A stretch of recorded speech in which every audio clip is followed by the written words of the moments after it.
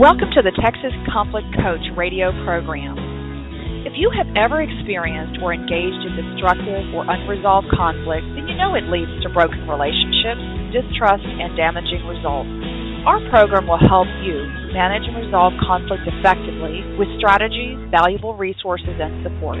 I am your host, Patty Porter. My guest hosts, Zena Zameta and Stephen Kotev, along with our guest experts, will share our experiences, raise your awareness, and give you food for thought. We will share with you problem-solving strategies no matter what your situation is.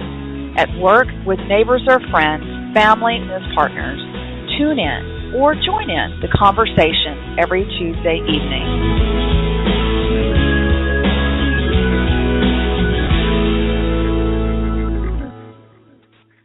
We continue our series on toxic workplaces. In this episode, Trust Your Canary, the challenge of workplace incivility, we have with us Sharon Barr-David from Toronto, Canada. So what is workplace incivility and what damage does it create when left unaddressed? Why is it seemingly allowed in organizations? Sharon will share fascinating data about the collateral damage that incivility leaves in its wake, what each and every one of us can do to tame it, and what canaries have to do with it all. So that will be an interesting conversation. So Sharon Barr-David is a renowned expert on workplace incivility and is the author of Trust Your Canary, Every Leader's Guide to Taming Workplace Incivility. She is the president of Barr-David Consulting, a company specializing in creating civil work environments. Over the past 20 years, Sharon has worked with over 30,000 people in a wide range of industries through training sessions, consulting, coaching, and keynote speeches. With a background as a lawyer and social worker, she is also a regular guest commentator for the Canadian HR Reporter magazine and the author of a popular blog with a loyal international following. Now, we would like to invite you to participate in our chat room at Blog Talk Radio. Simply go to blogtalkradio.com/Texas-conflict-coach. You can also join us in our Twitter chat. We're using the hashtag ConflictChat. And you can also send Sharon Barr-David, all one word, to Twitter, comments and questions, and Texas TX Conflict Coach. So Sharon, welcome to the program. Thank you, Patty, for inviting me. What a pleasure. What a pleasure. Thank you so much. Well, you know, we've met each other. I think I was looking at my calendar the other day, and it's just like we actually met each other 4 years ago when we were doing the work that we do, passionate about workplace incivility and toxic behaviors and hostile work environments. And I started following you and kind of keeping up with you and your work, and I know you've been with mine. So I'm glad that after all these years, that you can be with us to talk about, because you're kicking us off. Well, actually, you're not kicking us off. You're ending our program series this whole long month on workplace toxic behaviors and incivility. So I'm glad that you're specific to this. So let's get into defining what is workplace incivility.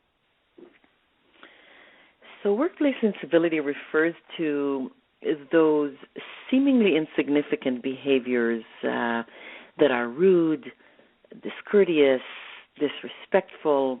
Think of behaviors that are low intensity, seemingly insignificant, where you're never sure whether or not there is intent to be rude or harm or upset or offend.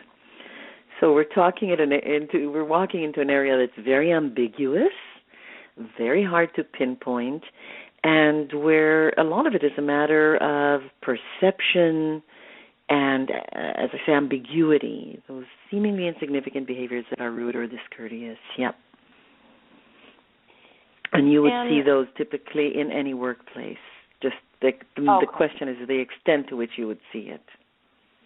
So I'm glad that you defined it in that way. And as we have our conversation today, we'll because what's coming up for me, even as you talk about it, is it's insignificant and sometimes it's ambiguous, and is it really intention? So we'll carry through. So thank you for defining that. But before we go much further, what brought you to this type of work? Basically, your journey in doing this work. I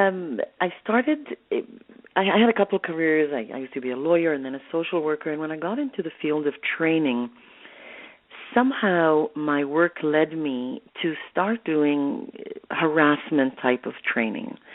But I was never interested in the blatant harassment, the kind of things of blatantly sexual or racial or based on a person's ability or age, etc.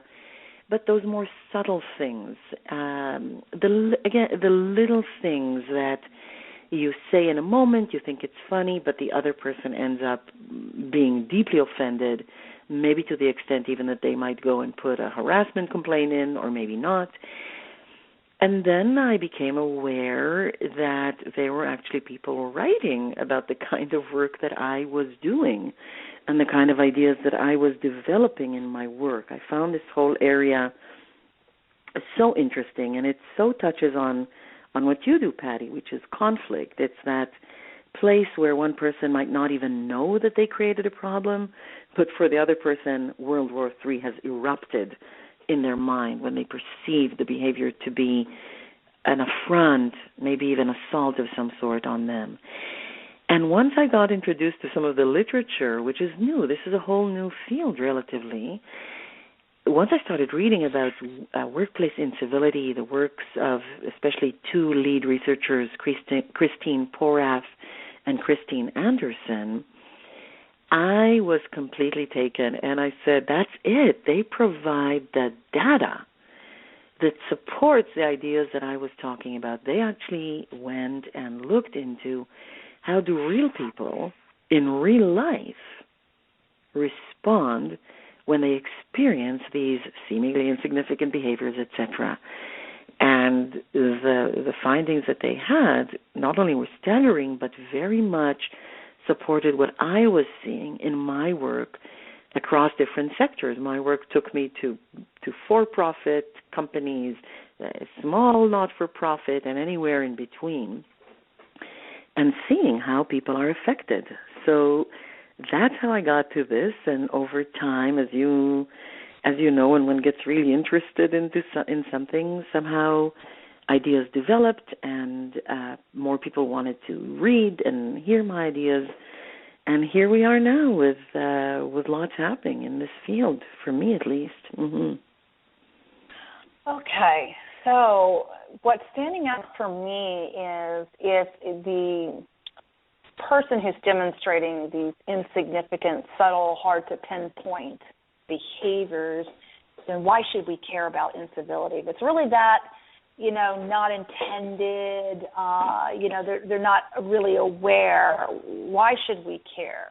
I mean, what's wrong with people getting frustrated with some of these things that happen in the workplace?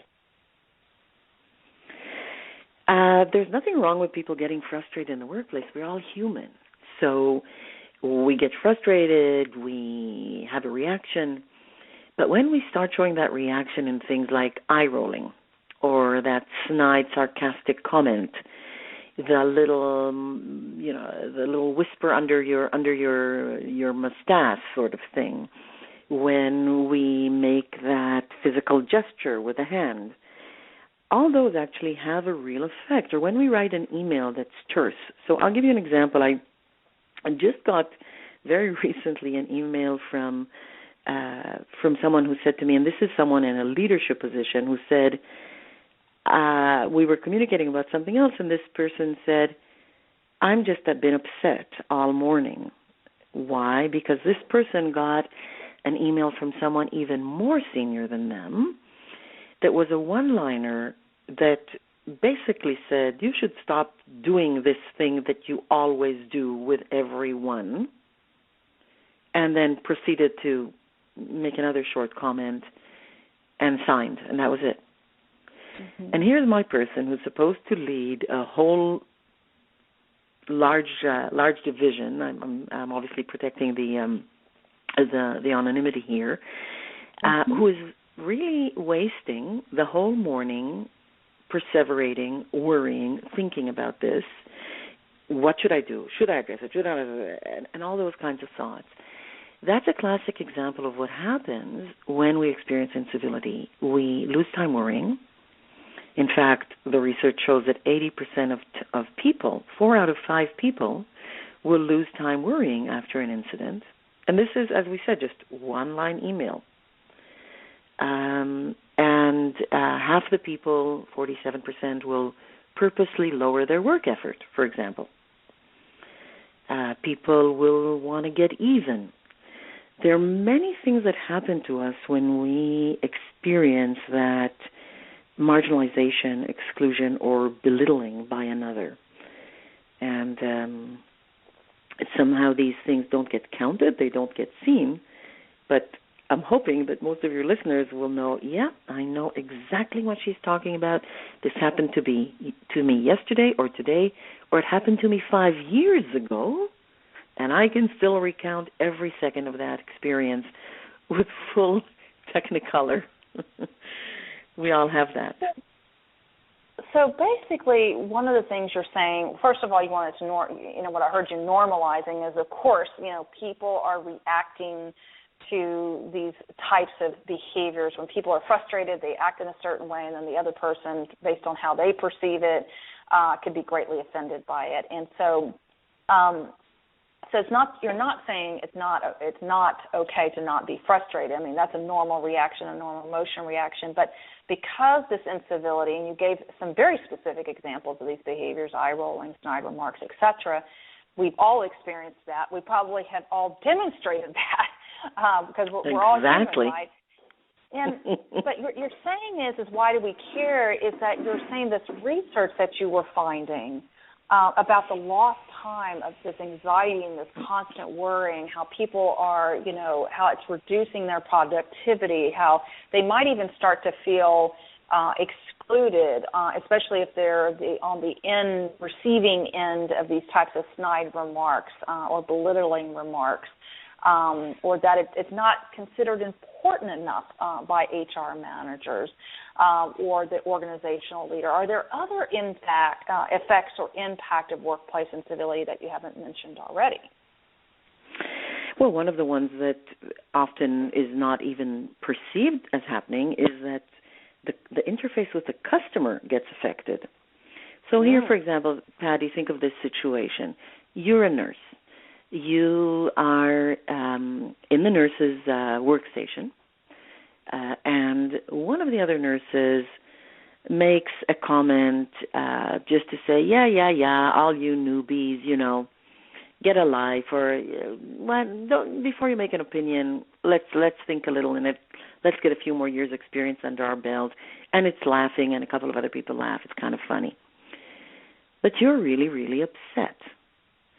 Now, you have to go into the patient's room, and you're trying to collect yourself, but you're not going to walk into that patient's room with the same openness and focus.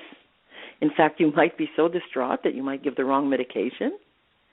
Or alternatively, you're upset and you actually go to the washroom to cry, and you're just there for 2-3 minutes, but meanwhile your patient at the other end of the corridor is pressing their pain button. They need help. They're in pain. They need help. But you, their nurse, aren't available for those 2 or 3 minutes. So that's one way. The other way is that people, again, some of the research suggests that 25% of people, that's 1 out of 4, have admitted to researchers that they took their frustration out on a customer after experiencing an event. So think about it. A person, first of all, has to admit to themselves that actually they took their frustration out on a customer, and then they have to be willing to admit it to a researcher, even anonymously, which is hard because that's like saying, okay, I actually took whatever it is, I actually made a third innocent party a victim of my internal state. So that's one way, It also affects innovation, for example. If you're sitting in a team, if your organization relies on some forms of innovation, and almost every organization nowadays relies on something that allows them to continue to exist, some forms of innovation, if you're feeling that your ideas are going to be curtailed by your colleagues or by your manager, that it's not safe to risk, then you're not going to put those ideas out. Why should you? Hey, why do I care anyway? Not to mention so we're talking about customer service, we're talking about innovation, and then just to look at a completely different field is the whole arena of mental health. So there's a growing understanding now that employers have a duty of care to provide an environment that's psychologically safe. But if you are already prone a little bit to anxiety or depression, or you're just stressed out and there's only an incy-bincy bit more that you can take, that eye-rolling that's done, or that dismissive comment, or the marginalization, that gossip that's said about you, that can do you in. So there's a lot of research in the area of social exclusion and ostracism that talks about, by a wonderful Kip Williams of Purdue University and his colleagues, that talk about the fact that when we are excluded, even for a short period of time, you can see under an MRI machine that the pain center in the brain gets activated. So finding out that people are excluding you or gossiping about you, for example, will activate that anterior cingulate cortex the same way if someone dropped a hammer on your foot. So I'm just trying to map here a little bit some of the, let's say, the far-reaching effects that incivility has. And it's interesting because when Bar David Consulting, when we do our sessions, people come into the sessions typically at 9 a.m. in the morning, and they're thinking, incivility, sure, whatever. And by the end of it, they're like, whoa, here's a name for things that we're experiencing, we have experienced, that we're seeing around us that actually matter. And that's really different than how they come into these sessions. Well, exactly. You're talking about that creating a psychologically safe place for the workplace, and that's very true. I mean, it is the responsibility of workplace organizations and leaders to create a psychologically safe space for their employees and for the customers to be able to engage, with the employees. Talking a little bit about if incivility is persisting, if it is continuing, it's having this kind of impact on customers, on employees, one of the last things we were talking about is that it's really the requirement of the workplace, the organization, its leaders to create this psychological safe space. So if that is the case, and incivility has this great impact, why does managers and HR not address it much more, I wouldn't say aggressively, but much more proactively and much more assistantly? If it is persisting, then why are they not addressing this? We could probably, that question alone, Patty, fantastic question. We could probably talk about that question alone now for a couple of hours. So I'm going to just try and, really, because why does it persist? And I should say, just as a little bit of a background comment, is that wherever you will have human beings, you will have incivility. It is human. It's human to sometimes ignore someone. It's human to get impatient in a way that another person gets affected by. But the healthy workplace has a few things going for it. One is that people want to do better, so they're trying to model better, and they do look back and say, oh, maybe I was out of line there. Another characteristic of the good workplace is that other people have the ability in a mature way to come and say, you know what, yesterday that and that and that happened, that was said, and here's how it affected me. So the ability to constructively and professionally address other people's problem behavior. And the other thing that the good workplace has vis-a-vis workplace incivility is leadership that knows what to do, that knows to prevent and to act in a timely fashion. So we'll always have a little bit of incivility. That's why my book isn't called Trust Your Canary, Every Leader's Guide to Abolishing Workplace Incivility. Rather, it's called Every Leader's Guide to Taming Workplace Incivility. Mm-hmm. So with that in mind, and I think this is what you were after, is why does it persist in ways that are damaging? And so first of all, often people don't have a name for it. And without a name, it's harder to pinpoint. So often people call it, we have workplace conflict. And yes, maybe it relates to workplace conflict, but it's a specific type. It's a subgroup, or maybe it interfaces with conflict. So there isn't a name for it. Secondly, very often, it's the senior leadership who models it, and it's management who models it, but sometimes it's really right at the top. So, for example, if people call us to do consulting or training work, and in the calls we hear, in the first call when we speak to our potential clients, we hear that it's the senior leadership who are the culprits and they want us to come and do training for everyone else, I kind of say, I don't think that's a good idea. Why would you come and have us teach everyone about civility when everyone knows that the senior leadership is not modeling it? In fact, you might be shooting yourself in the foot, and we wouldn't be doing the ethical thing for us to sort of take your money. So that's very often the case, and you may have seen this also in your travels, Patty, that, you deal with abrasive leaders, as do I. So sometimes that's the problem right from the top.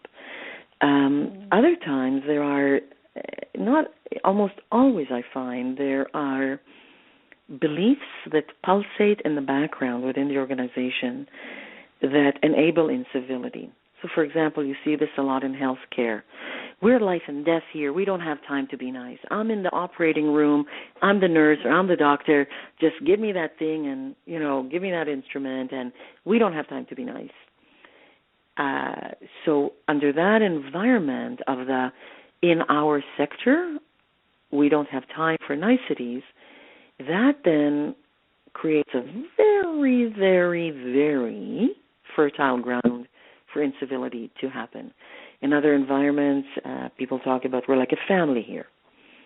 Or in other environments, people will say, well, whenever you have these kinds of people, this is what you'll see. So, for example, you'll have women, you'll see a lot of gossip. You're working with miners down in the mine shaft, you'll see rough talk. Mm-hmm. And the minute you say that, you are automatically sanctioning that behavior. And one of the things that leaders could best do is, if they want to deal with incivility, is to start uncovering, start naming and discovering what are the beliefs that are pulsating in the background and start addressing those. And that would lead to all kinds of changes for the better. So why don't they do that? Why aren't for example, so we already said that senior leaders, a lot of times senior leaders will model incivility, which creates this environment that makes it fertile ground that gives everyone permission to say, yes, keep being civil, right? So why don't HR folks address this? Or if they are addressing it, what's getting in their way? Sometimes HR don't have the power to address it. They may be very well on point. They may see the problem, but they may not have the power to really implement change. After all, it's the managers on the ground and the senior leadership who have to actually make it happen. So HR, I find, sometimes despite really best intentions, can't make it happen. Maybe it's too big also an undertaking. Maybe it's already embedded in the culture, and this would mean a big culture change. Mm-hmm. And I think that sometimes HR people don't necessarily know how to make the business case for civility. It's a nice to have. Civility, of course, is nice to have, but what I think was going to make it top of mind is when people start realizing that the business case is so very compelling. If you have 12% of people who leave an organization who say, I left an organization because of a single incident that happened, that broke the camel's back, that's something to think about. If you're thinking about how it affects your customers, et cetera, some of the things that we spoke about, there's a business case to do it, but HR often isn't able to articulate that business case, or maybe not even see the business case per se. clarify for listeners, because I think in the field in general that HR gets a really bad rap, which is very unfortunate. I think some of it really ties to what you're saying here. So for listeners who maybe have a not so great experience with HR, can you explain just briefly, when you say HR does not have the power to make the changes, can you expound on that just a little bit more? Because I think a lot of people who are employees think, oh, HR has all this power, when really in a lot of organizations the reality is they don't. So just clarify that a little bit.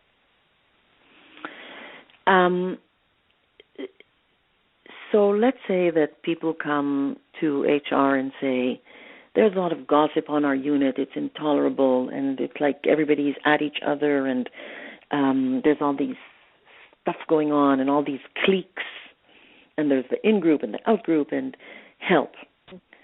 If HR, so let's say that you have an HR person who really gets it, and I work with so many HR people, and so many of them really get it.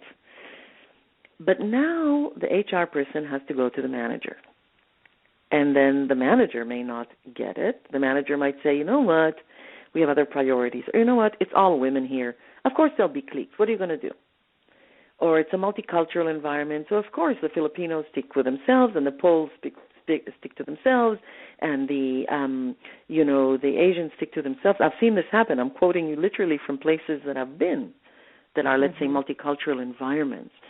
Toronto, for example, is a very multicultural city. So you hear this in hospitals, for example, that this is what managers are struggling with.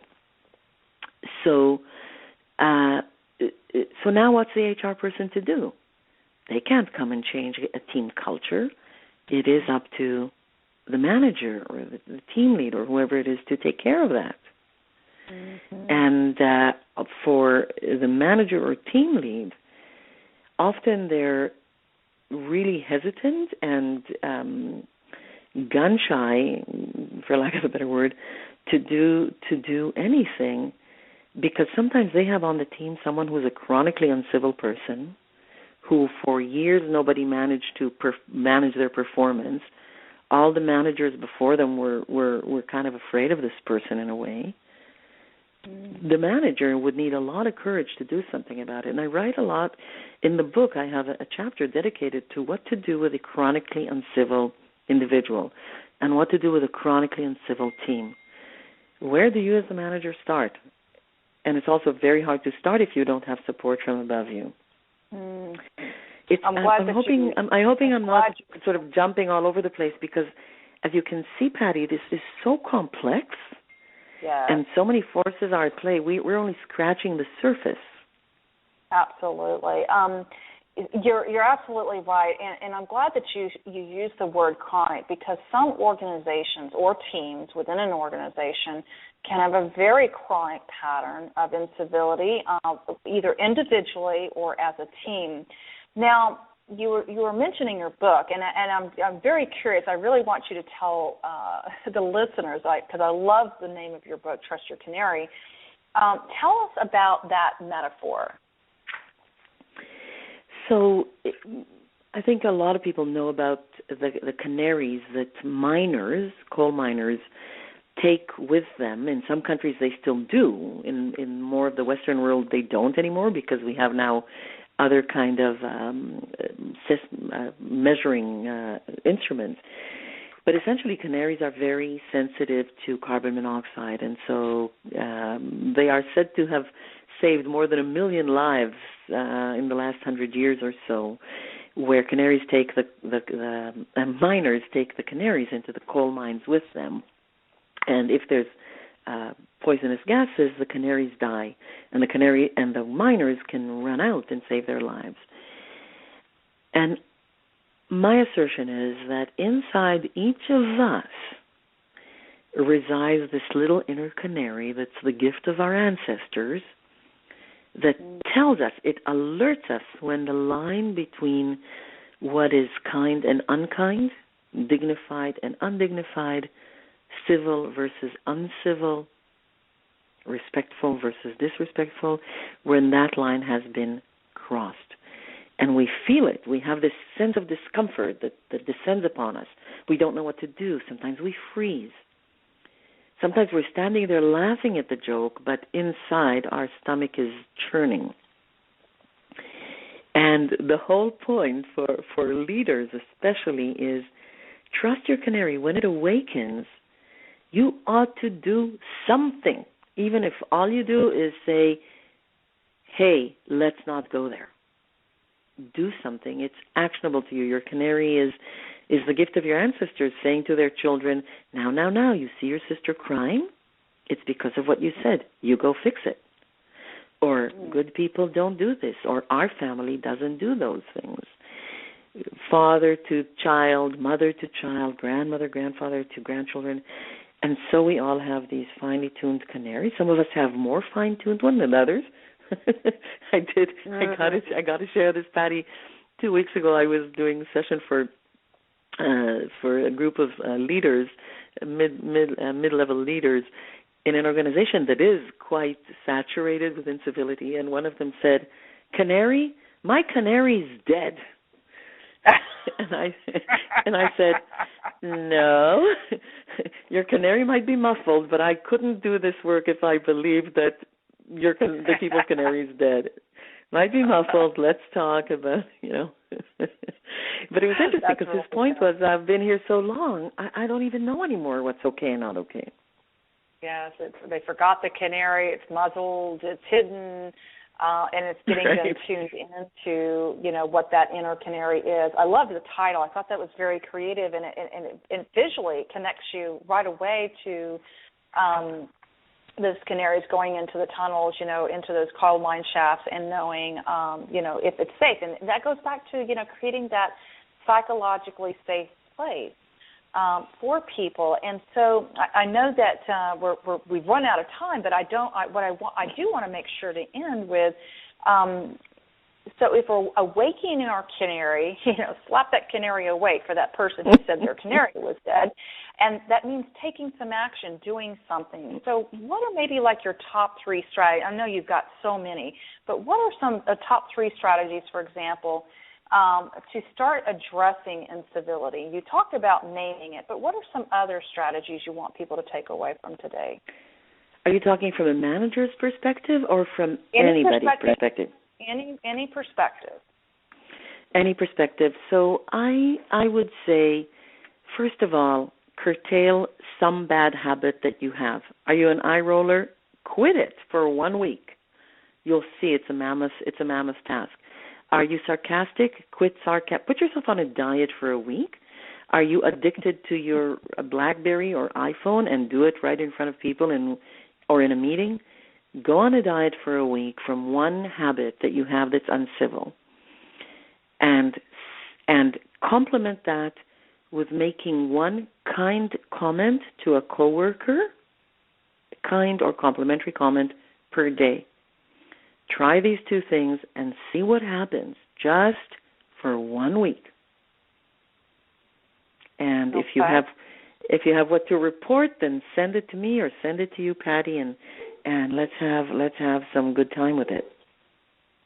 So that's actually a great assignment for the week, and because listeners who've been following us for a long time know we give them fieldwork assignments. So I really like that, which is to tell your behavior, your incivility. I love to put yourself on a diet from one uncivil habit. Stop doing whatever you're going to do, and then replace it with one kind comment per day.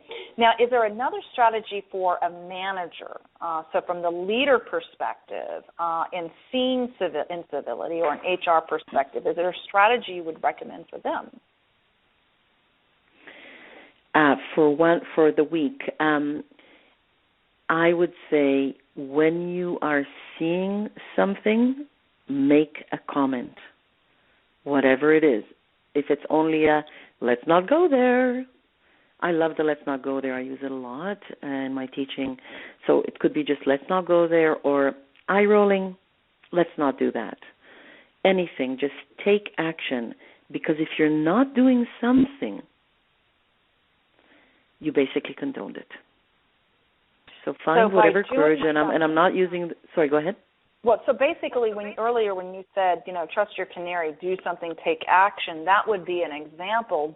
By dismissing it or not acknowledging it, you're essentially condoning it. So you're saying to managers or HR, if you're seeing it, let's not go there, or really name the incivil behavior, but in a constructive way that shows that is not acceptable. Exactly. Now, that takes a lot of courage, Patty. That sounds simple when you and I are talking here on your wonderful program. In real life, that takes a lot. So naming it might be, if that's too tall an order, do something in the moment, or later. Call them later and say, I want to talk to you about that behavior. It could be perceived as ...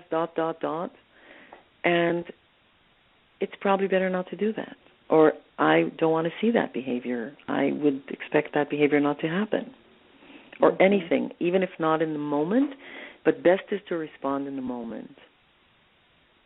And of course, to do it in a way that's not publicly humiliating the person in front of a group of people. So we're not saying that, folks. We're not, if we're saying naming in the moment because you're seeing it in the moment, but if they're around a whole bunch of people, you're not there to then be incivil to them by naming it and publicly humiliating or embarrassing them. So that's your suggestion too, in the sense of bring it out later, have a private conversation.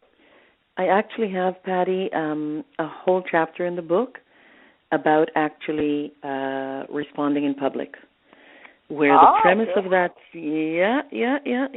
where the premise of that chapter is that when it comes to workplace incivility and certainly higher level behaviors like harassment, you do need to respond in public. But, and I give a very detailed account. This is the thing that I get most push initially from managers initially. They say, but I can't, but the golden rule is praise in public, correct in private. I can't do that. But then we talk about, but if you stood there and there were 5 people there and you said nothing, you actually said, go ahead. So I talk in the chapter in great detail about how to get it right. And the first thing of getting it right is exactly what you just highlighted, which is you have to do it in a way that does not shame. You have to do it in a way that preserves everyone's dignity. But, folks, you still got to do it, which goes against the grain. So that's a really important chapter in the book, yeah. And a very interesting balance of how they do it. That will be a critical thing for them to do, how they balance it, how they approach it, and what they say in that. So I'm glad you have a whole chapter dedicated to that. Very, very good. All right, so folks, where can folks find you? What's the best contact information? So our website is www.sharonbardavid.com. I want to say that this blog that you introduced in the beginning, I've written quite a bit and published quite a bit, and a lot of these ideas are expanded. So there actually is an article on my blog about doing this publicly, and and it's all free. So go ahead, enjoy everything and all these ideas. On Twitter, I'm at Sharon Bardavid, but anyone who will go on Twitter will see that I'm not a big Twitter person. People are welcome to join me on LinkedIn, where I am more, where I live more on LinkedIn.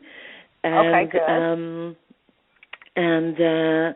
And we also have, if I may just say, it didn't come up in the conversation, but for those who really want to do something and are not necessarily in management, because Trust Your Canary is a book for managers, we have the Respect on the Go toolkits. And these are toolkits jam-packed with strategies, hundreds of strategies and information, and they're on our website. They're actually now sold also in the U.S. on hrdq.com, but you can certainly call us or contact us via the website, and that will give you, oh my gosh, I have this situation with so-and-so. I'm going to pull out the relevant card and get literally phrases to say right down to that level that I can use, or things to avoid doing or saying. Oh, that's wonderful. I loved your blog. I mean, you have some great stuff on your website. Not only the blog. I mean, there's just some really wonderful things that you have here. Now, folks can buy get your book, Trust Your Canary, Your Leader's Guide to Taming Workplace Instability, I assume, on your website, and can they also get it through Amazon.com and those sources as well? Yeah, they can get it on Amazon.com. They can get it, if they're Canadian, on Indigo. It will be shortly on a website called Books for Business. So yeah, any of these sources. I'd love to have. Okay, one. You order from me, I'll autograph it for you also before it's put in the mail. There you go. So if you're listening to the program, order directly, and she will autograph the book for you. So, Sharon, we are at the close of our show. I want to thank you so much for being as part of our series on workplace incivility and harassment and all the toxic things that happen in the workplace. What final message do you want to leave with listeners tonight? The very basics, what your parents taught you when you were 5, what the kindergarten told us when we were in the playground, all are applicable to the workplace. It's all within reach, so let's just do it. Very, very good. Sharon, again, thank you for joining me. Thank you, listeners who are in the chat room, who are live with us and in our Twitter feed tonight, and we will see you next week, everyone. Good night, Sharon. Thank you so much, Patty, for having me. You're welcome. Thank you for listening to the Texas Conflict Coach. We hope you enjoyed the program. You can find all of our podcasts archived to listen at your convenience at texasconflictcoach.com or download the podcast at iTunes or Stitcher Radio. You can also become a Facebook fan of Conflict Connection or Twitter me at TX Conflict Coach.